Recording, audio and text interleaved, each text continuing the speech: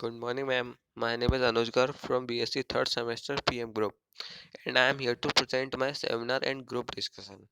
My topic is Cp minus Cv for an ideal gas. So first of all, we will discuss what is Cp and Cv.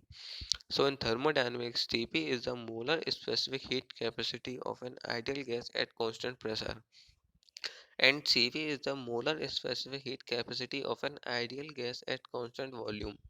यानी कि constant pressure पर किसी ideal gas की molar specific heat capacity को हम CP कहते हैं, और सिमिलरली कांस्टेंट वॉल्यूम पर किसी आइडियल गैस की मोलर स्पेसिफिक हीट कैपेसिटी को हम सीवी कहते हैं। तो हम बात करते हैं स्पेसिफिक हीट की। So it is defined as the heat supplied per unit mass of that substance per unit rise in thermometer. और स्पेसिफिक हीट का फॉर्मूला होता है C is equal to Q upon M into delta T. तो इधर Q होता है amount of heat added और subtracted, यानी कि सिस्टम पे वर्क किया गया है या सिस्टम ने वर्क किया है। और एम हो गया mass of substance, and delta T हो गया चेंज इन टेम्परेचर। तो हम बात करते हैं सीपी और सीवी के रिलेशन के बारे में।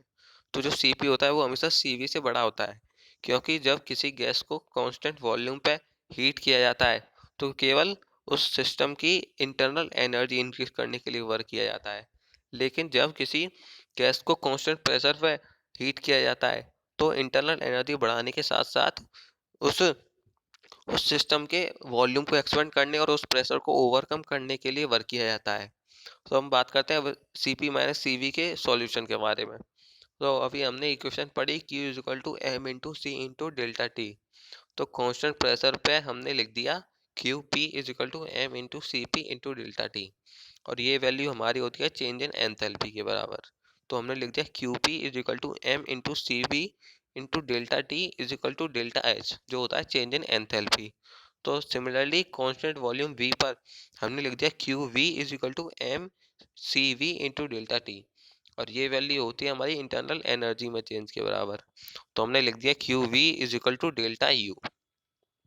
तो हमें पता है 1 mole of an ideal gas के लिए delta H is equal to delta U plus delta P V, और पी वी होता है एनआरटी के बराबर। लेकिन एन की वैल्यू यहाँ पर 1 है तो हमने लिख दिया delta H is equal to delta U plus delta R T, और फिर ये हो गया delta U plus R delta T के बराबर, क्योंकि आर कांस्टेंट है। तो हमने डेल्टा एच और डेल्टा यू की वैल्यू पिछली दो इक्वेशंस में से इस इक्वेशन में रख दी।